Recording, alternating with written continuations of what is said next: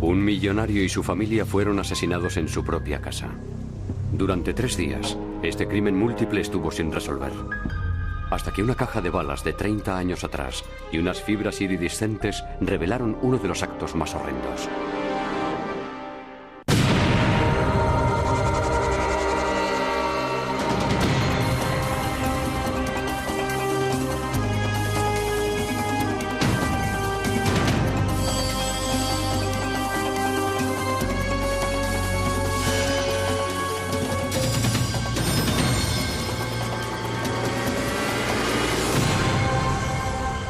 Crímenes imperfectos.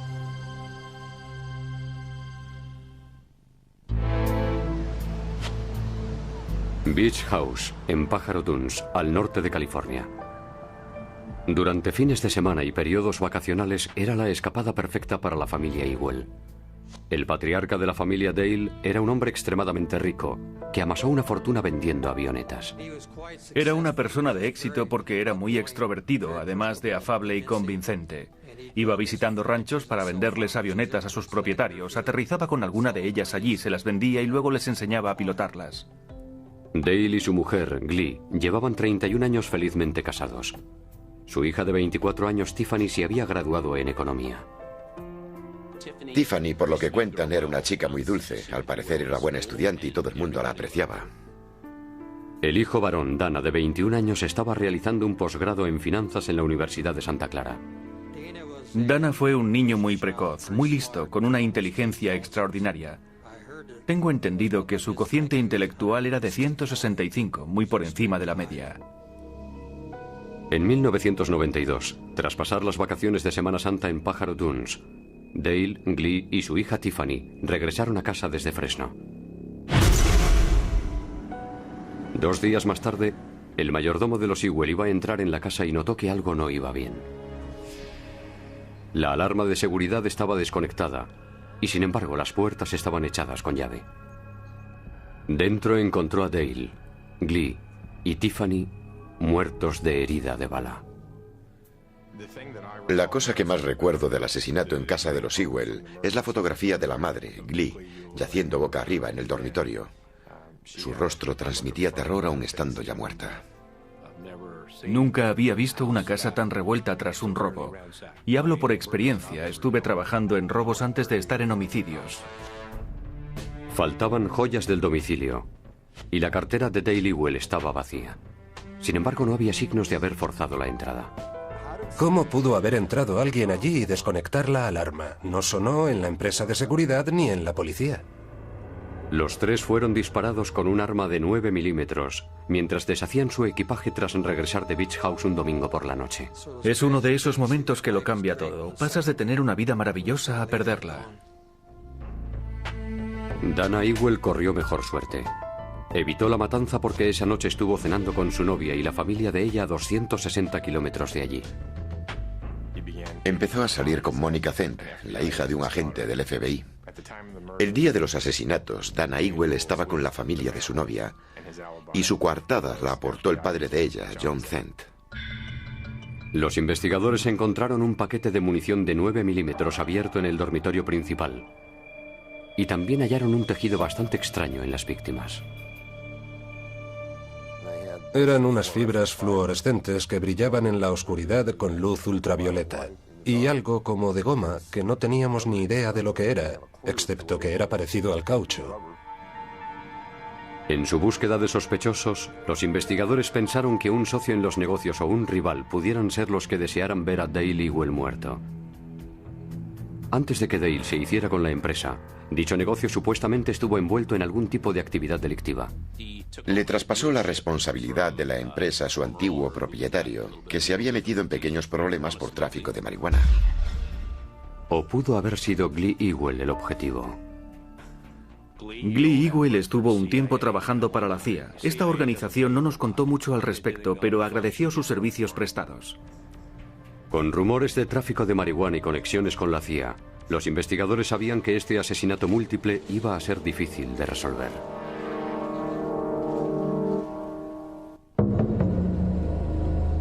El asesinato a sangre fría de Dale Ewell, su mujer Glee y su hija Tiffany fue todo un notición en Fresno, California. En Fresno se han producido homicidios trascendentes a lo largo de los años, pero este es uno de los más renombrados de este siglo. Los investigadores creen que los Ewell fueron asesinados el domingo por la noche cuando regresaban de su casa de la playa. Glee y Tiffany Ewell vinieron en el mismo coche y fueron las primeras víctimas. Tiffany. ¡Tiffany!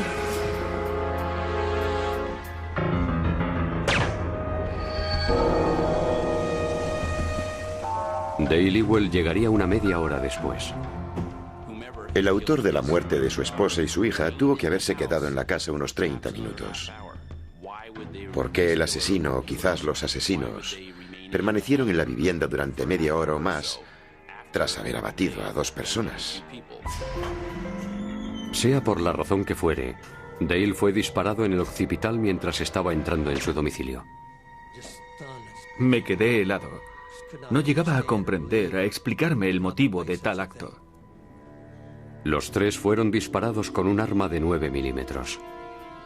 Esa familia entró en una especie de ratonera y el acto en sí fue puramente diabólico. No creo que haya otra manera de definirlo. Aquí uno no puede decir, bueno, es que esas personas estaban mal de la cabeza, el ejecutor de la matanza loco o cosas por el estilo. El autor de estas muertes era el mal personificado. El hijo de los Ewell, Dana, disponía de una sólida coartada, pero no así todos los que tuvieran llaves de la casa. Los investigadores encontraron una caja abierta de munición de 9 milímetros en el dormitorio de los Ewell. ¿Fueron esas las balas utilizadas por el asesino? Los proyectiles de 9 milímetros recuperados de los cuerpos habían sido deformados en el impacto, pero la parte trasera de cada uno, conocida como la espiga, estaba intacta. Las marcas de atrás no se habían producido en el momento del disparo. Eran más bien algo que ya venía de fábrica, cosa que nunca había visto antes. Así pues, Allen Boudreau separó el casquillo de una bala no utilizada y comparó el proyectil con los encontrados en las víctimas. Las muescas de la troqueladora eran las mismas. Esas balas, las empleadas en los asesinatos, pertenecían a aquel paquete de munición. Un número de identificación en la etiqueta indicaba que las balas fueron fabricadas en 1971. Y una pegatina con el precio reveló que fueron compradas en una ferretería de la zona. Cuando la policía llamó a dicho establecimiento, el propietario dijo que aún conservaba los recibos de compra, incluso algunos de 30 años atrás. Entonces encontraron el justificante de compra de la munición a nombre de Dale Ewell. Prueba de que Dale Ewell y su familia fueron asesinados con su propia munición. Tuvo que haber sido alguien que conociera bastante bien a la familia como para saber que había un paquete de munición en el dormitorio del matrimonio, lo cual significaba que era alguien de su entorno cercano. Y las balas parecían como si hubieran sido disparadas a través de algo más que el simple cañón de un arma. Esas balas salieron expelidas a través de algo que no les dejó las típicas estrías de un cañón. Pudo haber sido un supresor de flash, un silenciador o algo por el estilo. ¿Qué tipo de ladrón iría a cometer un crimen con un arma provista de silenciador? ¿Pudo haber sido un asesino a sueldo? Las pruebas forenses recopiladas en el hogar habitual de los Ewell trazaron un dibujo diferente de cómo Dale Ewell, su mujer y su hija fueron asesinados. Alguien, con una copia de las llaves de la casa, desconectó la alarma y asesinó a los 3 con un arma de 9 milímetros, utilizando munición perteneciente a la víctima, Dale Ewell.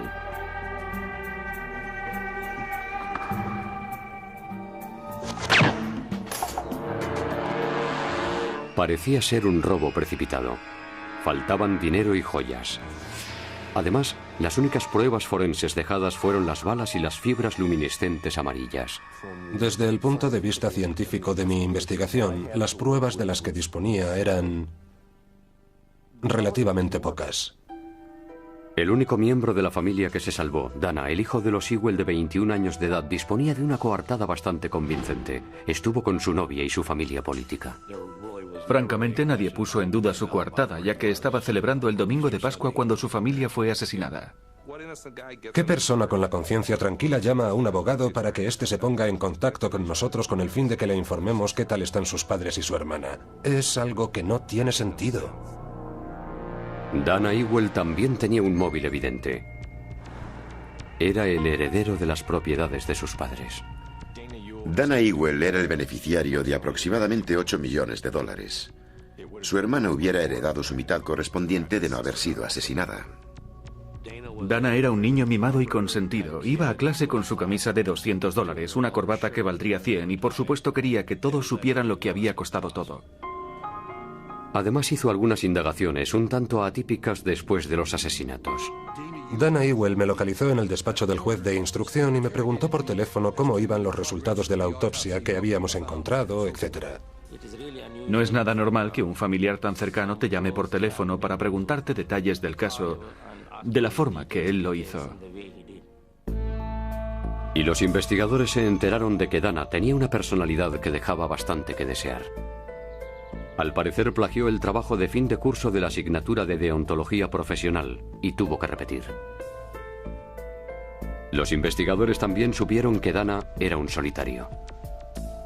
Su único amigo era su antiguo compañero de habitación de la universidad, Joel Radoswich, con el que se pusieron en contacto por teléfono. Lo primero que Joel dijo en el momento de presentarse el detective Sousa fue: «No irán a arrestarme». Es una manera extraña de responder. Tan fuera de lo normal que la policía le sometió a una vigilancia estrecha y observó que no utilizaba el teléfono de su apartamento. En su lugar recurría a una cabina cercana. Había 2 cabinas telefónicas ubicadas en la parte exterior de un supermercado de 24 horas. Bajó la cabeza hacia su cintura y a continuación tecleó el número. Estaría tomándolo de una agenda. Un agente de paisano se colocó al lado para escuchar lo que decía. No quiero esas putas acciones. Quiero los $250.000 en metálico y ya. Radovsich exigía $250.000 y quería que le aconsejaran en cómo invertirlo. Joel vivía en su propio mundo, como si no hubiera nadie a su alrededor. Una de las cosas de las que estuvieron hablando era de cómo invertir el dinero. Tras rastrear la llamada telefónica, Joel estaba hablando con Dana Ewell. Una comprobación en los movimientos bancarios de Joel indicó que estaba derrochando alegremente su dinero, a pesar de no tener trabajo. Estaba recibiendo clases de pilotaje de helicópteros en el aeropuerto de Long Beach, algunas de las cuales le costaban $500 la hora, en el paro, sin fuente de ingresos alguna, y dilapidando su dinero de esa manera. Averiguaron que el cheque de $5.660 por las clases de pilotaje lo había pagado directamente Dana de su cuenta. Es algo que nos parecía muy extraño. Este factor económico relacionó de manera directa a ambos individuos. Además, Joel Radovsich compró varios objetos sospechosos antes de que se produjeran los asesinatos. Durante un seguimiento a Joel Radovsich, los detectives descubrieron que había solicitado unos libros a un editorial de Colorado, a la que indicó que se los enviaran a un tal Jack Ponce. Uno de esos libros describía cómo hacer un silenciador artesanalmente. Unas pesquisas en su pasado revelaron que Jack Ponce era un estudiante de Derecho de 23 años y amigo de Radovsich de toda la vida. Unas indagaciones indicaron que Ponce poseía un arma semiautomática del calibre 9 milímetros. Jack Ponce dijo inicialmente que el arma había sido adquirida para dispararle a las comadrejas desde su terraza. Los investigadores descubrieron que a lo que le disparaba era algo más difícil de digerir. Durante el interrogatorio de la policía, Ponce negó estar involucrado en el crimen de los Ewell y denunció el robo de su arma de 9 milímetros. Hemos oído ese cuento chino más de una vez a lo largo de nuestra carrera. La investigación de estos crímenes se había tornado complicada y se había invertido mucho tiempo. A esas alturas ya habían transcurrido 3 años. Y Dana Ewell le iba contando a todo el mundo que los detectives John Sousa y Chris Curtis eran demasiado ineptos para resolver el caso. Dana Ewell nos comparaba con los detectives más torpes de la televisión, que no éramos lo suficientemente inteligentes como para encontrar al asesino de su familia. Decía, son tan tontos que no encontrarían una pistola en una armería. Que éramos policías porque no podíamos aspirar a más. ¿Qué me aspen si un niñato como ese se iba a reír de nosotros? Los investigadores contaban ahora con 3 sospechosos del asesinato de Dale, Glee y Tiffany Ewell. Dana, el hijo de los Ewell, su ex compañero de habitación Joel Radovsich y el amigo de este último Jack Ponce. Pertrechados de una orden judicial, los investigadores encontraron una serie de objetos interesantes en el apartamento de Joel Radovsich, incluidas 6 bolas de tenis con un orificio en cada una de ellas. Me informé de que el tinte utilizado para colorear las pelotas de tenis de los típicos amarillo o naranja e incluso morado y rosa tenían el certificado de no toxicidad, ya que las pueden mordisquear los niños y los perros. Me resultó muy curioso. Me enteré de muchas cosas relativas a las pelotas de tenis. El material de la pelusa de esas pelotas de tenis coincidía con el encontrado sobre las víctimas. Prueba de que habían sido utilizadas a manera de silenciador casero. Jack Ponce fue detenido en el restaurante en el que trabajaba de camarero. A continuación, Joel fue arrestado en su local de comida rápida mexicana favorito, donde al parecer acudía 3 veces cada día para comer. A Dana, sin embargo, no consiguieron encontrarle. Radovsich negó cualquier imputación.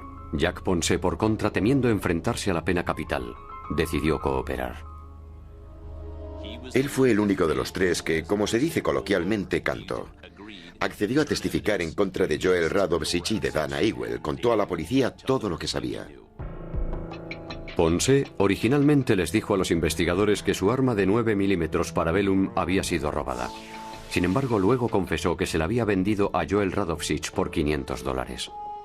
Unos días más tarde, Ponce declaró que Joel le devolvió el arma, pero él le conminó a que se deshiciera de ella. Joel le confesó a Jack que él fue quien asesinó a la familia Ewell. Describió la casa por dentro, dónde se escondió, cómo cometió los crímenes, la secuencia de acontecimientos. Nosotros lo sabíamos y procuramos no filtrarlo a la prensa.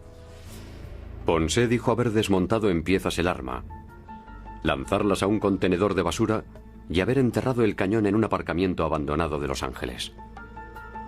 En un increíble golpe de suerte, el cañón aún seguía ahí. Llevaba ahí 3 años. Sorprendentemente y fruto de la suerte, ese aparcamiento de Los Ángeles no había sido reutilizado, por lo que no lo asfaltaron con alquitrán o cemento en todo ese periodo. Se habían practicado unos orificios en el cañón del arma, lo cual correspondía con las instrucciones que figuraban en el manual adquirido por Joel Radovsich. Los investigadores sumergieron el cañón en una solución especial para eliminarle la suciedad y el óxido. Luego, ensamblaron el cañón en otra arma que disparaba la misma munición encontrada en la escena del crimen.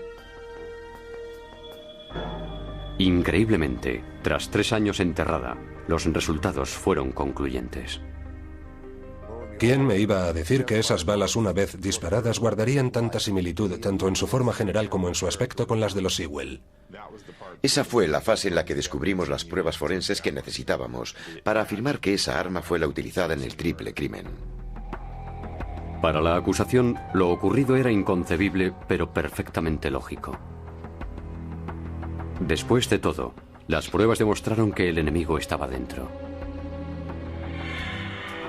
Dana Ewell ansiaba la fortuna de sus progenitores y no esperó a heredarla cuando ellos murieran de ancianos.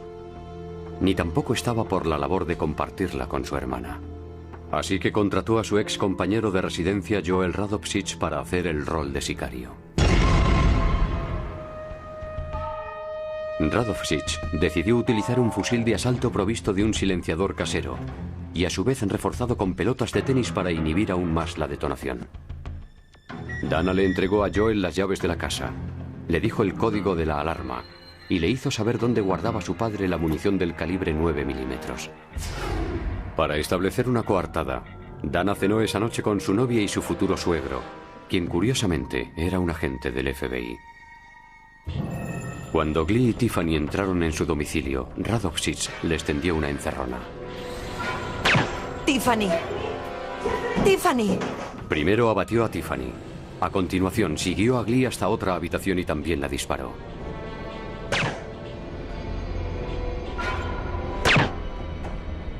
Una media hora después, Dale llegó a su casa.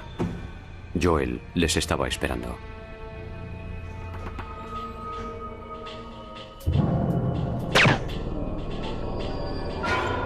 El material sintético del lugar del crimen era el mismo que tenían las pelotas de tenis encontradas en casa de Radovsic. La acusación cree que Glee Ewell sabría quién era el artífice de ello. Ella ya conocía a Joel de antes. De las 3 víctimas, ella fue la única que consiguió verle. Y suponemos que dedujo que su hijo la mandaría matar por la herencia. A Jack Ponce se le indultó a cambio de haber cooperado testificando. Dana Ewell finalmente se entregó, y en 1995, tanto él como Joel Radovsic fueron condenados por asesinato en primer grado con un móvil económico. Ambos están cumpliendo cadena perpetua, sin posibilidad de tercer grado. Opino que en este caso las pruebas encontradas fueron el factor determinante y seguramente gracias a ellas se les condenó. Era un jovenzuelo arrogante. Era tan extremadamente engreído que se creía el más listo. Y más bien era un listillo. Se creía más inteligente que todos los policías de patrulla juntos. No descuidamos nuestro cometido, simplemente nos tomamos nuestro tiempo para reunir las pruebas suficientes para presentarlas en el tribunal. El dormitorio principal.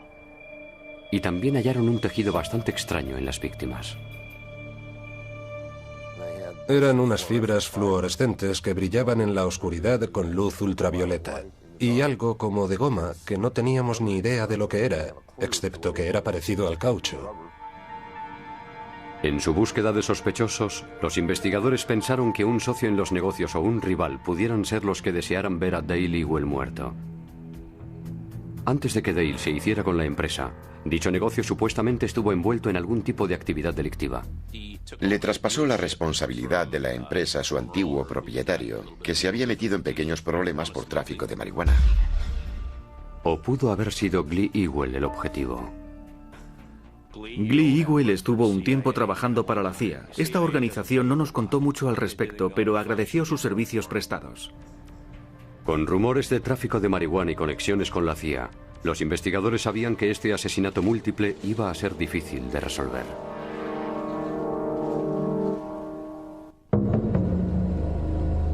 El asesinato a sangre fría de Dale Ewell, su mujer Glee y su hija Tiffany fue todo un notición en Fresno, California. En Fresno se han producido homicidios trascendentes a lo largo de los años, pero este es uno de los más renombrados de este siglo. Los investigadores creen que los Ewell fueron asesinados el domingo por la noche cuando regresaban de su casa de la playa. Glee y Tiffany Ewell vinieron en el mismo coche y fueron las primeras víctimas. Tiffany. Tiffany.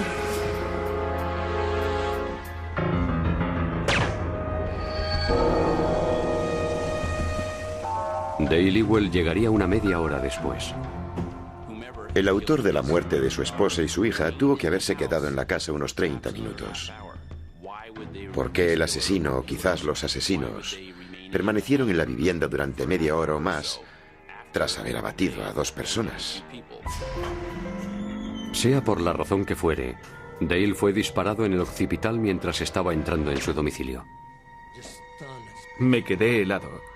No llegaba a comprender, a explicarme el motivo de tal acto. Los 3 fueron disparados con un arma de 9 milímetros. Esa familia entró en una especie de ratonera y el acto en sí fue puramente diabólico. No creo que haya otra manera de definirlo. Aquí uno no puede decir, bueno, es que esas personas estaban mal de la cabeza, el ejecutor de la matanza loco o cosas por el estilo. El autor de estas muertes era el mal personificado.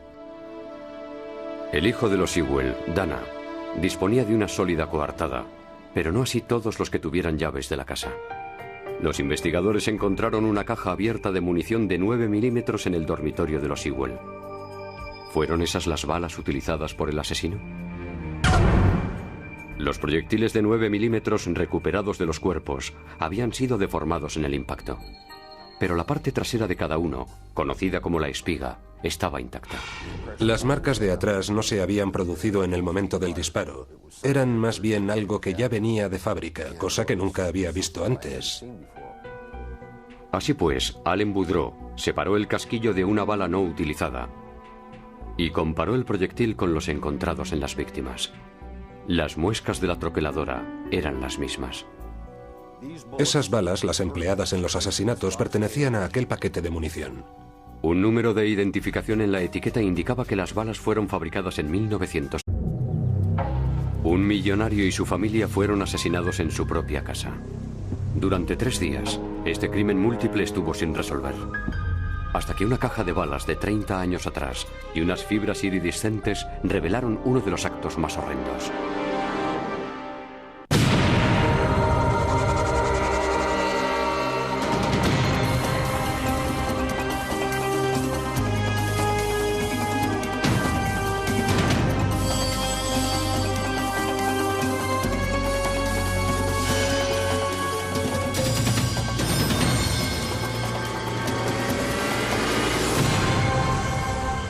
Crímenes imperfectos.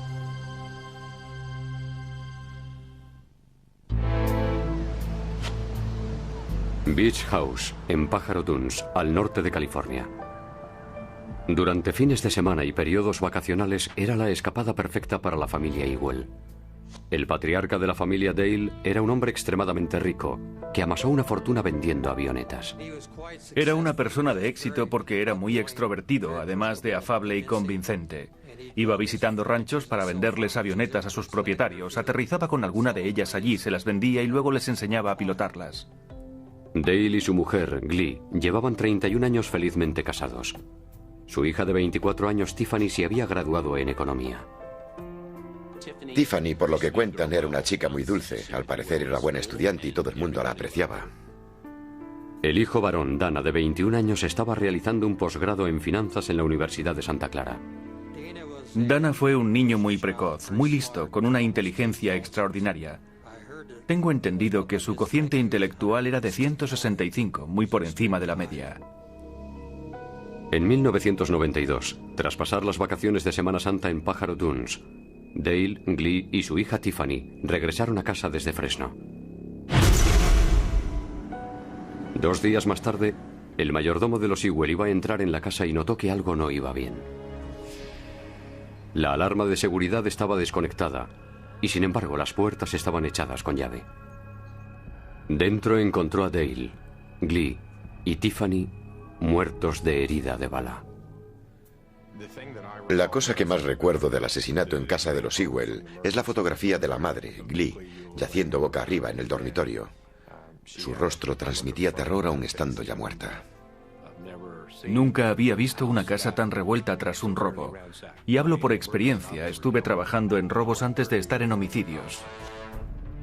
Faltaban joyas del domicilio y la cartera de Dale Ewell estaba vacía. Sin embargo, no había signos de haber forzado la entrada. ¿Cómo pudo haber entrado alguien allí y desconectar la alarma? No sonó en la empresa de seguridad ni en la policía. Los 3 fueron disparados con un arma de 9 milímetros mientras deshacían su equipaje tras regresar de Beach House un domingo por la noche. Es uno de esos momentos que lo cambia todo. Pasas de tener una vida maravillosa a perderla. Dana Ewell corrió mejor suerte. Evitó la matanza porque esa noche estuvo cenando con su novia y la familia de ella a 260 kilómetros de allí. Empezó a salir con Monica Zent, la hija de un agente del FBI. El día de los asesinatos, Dana Ewell estaba con la familia de su novia y su coartada la aportó el padre de ella, John Zent. Los investigadores encontraron un paquete de munición de 9 milímetros abierto en el 71. Y una pegatina con el precio reveló que fueron compradas en una ferretería de la zona. Cuando la policía llamó a dicho establecimiento, el propietario dijo que aún conservaba los recibos de compra, incluso algunos de 30 años atrás. Entonces encontraron el justificante de compra de la munición a nombre de Dale Ewell. Prueba de que Dale Ewell y su familia fueron asesinados con su propia munición. Tuvo que haber sido alguien que conociera bastante bien a la familia como para saber que había un paquete de munición en el dormitorio del matrimonio, lo cual significaba que era alguien de su entorno cercano. Y las balas parecían como si hubieran sido disparadas a través de algo más que el simple cañón de un arma. Esas balas salieron expelidas a través de algo que no les dejó las típicas estrías de un cañón. Pudo haber sido un supresor de flash, un silenciador o algo por el estilo. ¿Qué tipo de ladrón iría a cometer un crimen con un arma provista de silenciador? ¿Pudo haber sido un asesino a sueldo? Las pruebas forenses recopiladas en el hogar habitual de los Ewell trazaron un dibujo diferente de cómo Dale Ewell, su mujer y su hija fueron asesinados. Alguien, con una copia de las llaves de la casa, desconectó la alarma y asesinó a los tres con un arma de 9 milímetros, utilizando munición perteneciente a la víctima, Dale Ewell.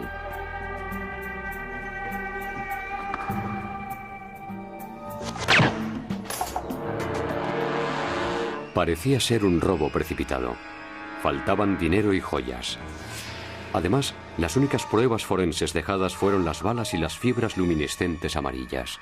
Desde el punto de vista científico de mi investigación, las pruebas de las que disponía eran relativamente pocas.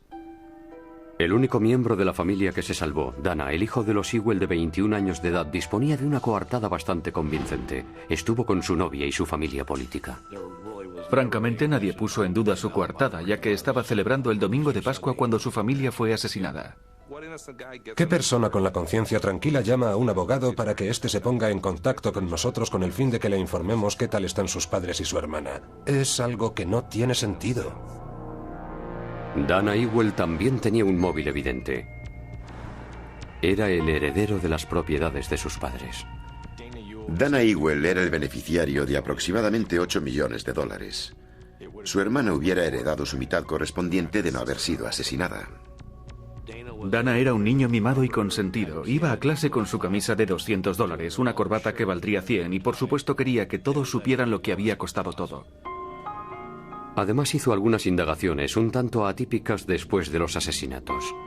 Dana Ewell me localizó en el despacho del juez de instrucción y me preguntó por teléfono cómo iban los resultados de la autopsia que habíamos encontrado, etc. No es nada normal que un familiar tan cercano te llame por teléfono para preguntarte detalles del caso de la forma que él lo hizo. Y los investigadores se enteraron de que Dana tenía una personalidad que dejaba bastante que desear. Al parecer plagió el trabajo de fin de curso de la asignatura de deontología profesional y tuvo que repetir. Los investigadores también supieron que Dana era un solitario. Su único amigo era su antiguo compañero de habitación de la universidad, Joel Radovsich, y el amigo de este último, Jack Ponce. Pertrechados de una orden judicial, los investigadores encontraron una serie de objetos interesantes en el apartamento de Joel Radovsich, incluidas 6 bolas de tenis con un orificio en cada una de ellas. Me informé de que el tinte utilizado para colorear las pelotas de tenis de los típicos amarillo o naranja e incluso morado y rosa tenían el certificado de no toxicidad, ya que las pueden mordisquear los niños y los perros. Me resultó muy curioso. Me enteré de muchas cosas relativas a las pelotas de tenis. El material de la pelusa de esas pelotas de tenis coincidía con el encontrado sobre las víctimas. Prueba de que habían sido utilizadas a manera de silenciador casero. Jack Ponce fue detenido en el restaurante en el que trabajaba de camarero. A continuación, Joel fue arrestado en su local de comida rápida mexicana favorito, donde al parecer acudía 3 veces cada día para comer. A Dana, sin embargo, no consiguieron encontrarle. Radovsich negó cualquier imputación. Jack Ponce, por contra, temiendo enfrentarse a la pena capital, decidió cooperar. Él fue el único de los 3 que, como se dice coloquialmente, cantó. Accedió a testificar en contra de Joel Radovsich y de Dana Ewell. Contó a la policía todo lo que sabía. Ponce originalmente les dijo a los investigadores que su arma de 9 milímetros Parabellum había sido robada. Sin embargo, luego confesó que se la había vendido a Joel Radovsich por $500. Unos días más tarde, Ponce declaró que Joel le devolvió el arma, pero él le conminó a que se deshiciera de ella. Joel le confesó a Jack que él fue quien asesinó a la familia Ewell. Describió la casa por dentro, dónde se escondió, cómo cometió los crímenes, la secuencia de acontecimientos. Nosotros lo sabíamos y procuramos no filtrarlo a la prensa. Ponce dijo haber desmontado en piezas el arma, lanzarlas a un contenedor de basura y haber enterrado el cañón en un aparcamiento abandonado de Los Ángeles. En un increíble golpe de suerte, el cañón aún seguía ahí. Llevaba ahí 3 años. Sorprendentemente y fruto de la suerte, ese aparcamiento de Los Ángeles no había sido reutilizado, por lo que no lo asfaltaron con alquitrán o cemento en todo ese periodo. Se habían practicado unos orificios en el cañón del arma, lo cual correspondía con las instrucciones que figuraban en el manual adquirido por Joel Radovsich. Los investigadores sumergieron el cañón en una solución especial para eliminarle la suciedad y el óxido. Luego, ensamblaron el cañón en otra arma que disparaba la misma munición encontrada en la escena del crimen. Increíblemente, tras 3 años enterrada, los resultados fueron concluyentes. ¿Quién me iba a decir que esas balas, una vez disparadas, guardarían tanta similitud tanto en su forma general como en su aspecto con las de los Sewell? Esa fue la fase en la que descubrimos las pruebas forenses que necesitábamos para afirmar que esa arma fue la utilizada en el triple crimen. Para la acusación, lo ocurrido era inconcebible, pero perfectamente lógico. Después de todo, las pruebas demostraron que el enemigo estaba dentro. Dana Ewell ansiaba la fortuna de sus progenitores y no esperó a heredarla cuando ellos murieran de ancianos. Ni tampoco estaba por la labor de compartirla con su hermana. Así que contrató a su ex compañero de residencia Joel Radovsich para hacer el rol de sicario. Radovsich decidió utilizar un fusil de asalto provisto de Radovsich, con el que se pusieron en contacto por teléfono. Lo primero que Joel dijo en el momento de presentarse el detective Sousa fue: «No irán a arrestarme». Es una manera extraña de responder. Tan fuera de lo normal que la policía le sometió a una vigilancia estrecha y observó que no utilizaba el teléfono de su apartamento. En su lugar recurría a una cabina cercana. Había 2 cabinas telefónicas ubicadas en la parte exterior de un supermercado de 24 horas. Bajó la cabeza hacia su cintura y a continuación tecleó el número. Estaría tomándolo de una agenda. Un agente de paisano se colocó al lado para escuchar lo que decía. No quiero esas putas acciones. Quiero los $250.000 en metálico y ya. Radovsich exigía $250.000 y quería que le aconsejaran en cómo invertirlo. Joel vivía en su propio mundo, como si no hubiera nadie a su alrededor. Una de las cosas de las que estuvieron hablando era de cómo invertir el dinero. Tras rastrear la llamada telefónica, Joel estaba hablando con Dana Ewell. Una comprobación en los movimientos bancarios de Joel indicó que estaba derrochando alegremente su dinero, a pesar de no tener trabajo. Estaba recibiendo clases de pilotaje de helicópteros en el aeropuerto de Long Beach, algunas de las cuales le costaban $500 la hora, en el paro, sin fuente de ingresos alguna, y dilapidando su dinero de esa manera. Averiguaron que el cheque de $5.660 por las clases de pilotaje lo había pagado directamente Dana de su cuenta. Es algo que nos parecía muy extraño. Este factor económico relacionó de manera directa a ambos individuos. Además, Joel Radovsich compró varios objetos sospechosos antes de que se produjeran los asesinatos. Durante un seguimiento a Joel Radovsich, los detectives descubrieron que había solicitado unos libros a una editorial de Colorado, a la que indicó que se los enviaran a un tal Jack Ponce. Uno de esos libros describía cómo hacer un silenciador artesanalmente.